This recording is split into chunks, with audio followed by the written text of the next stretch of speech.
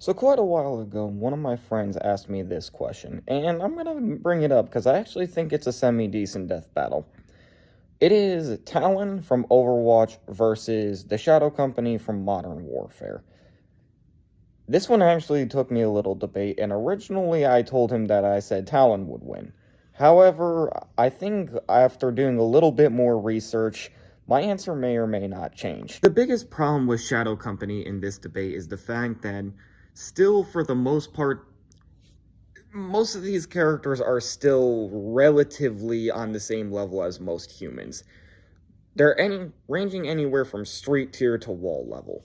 Now, in some cases, yes, Talon does just have more raw power given to them at all times. One of the biggest factors in this fight is going to be Doomfist and Reaper. Reaper especially because he can just straight up phase through any and all bullets thanks to his Spectre form, or whatever the hell it's called. Doomfist because he's capable of just straight up crushing a building into powder with one punch from his gauntlet. So that puts him on large building level. I will not deny the fact that in most cases that they are pretty even in terms of intelligence. Talon has better weaponry, debatably. The technology there is definitely more advanced, and Sombra can easily hack into all of them. And both are just as ruthless as the other.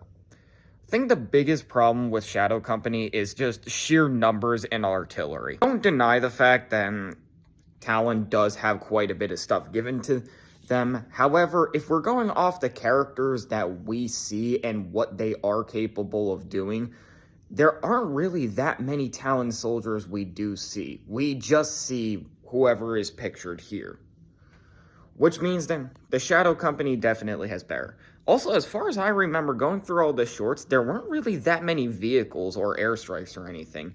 I think sheer numbers alone, Modern Warfare's Shadow Company just barely manages to take it. It depends on how far we're willing to go for either of them. So if we're going to do every single vehicle, every single soldier, every single airstrike, Shadow Company wins by sheer numbers alone. If we're just doing the soldiers that we see and we play as in these games, Talon wins.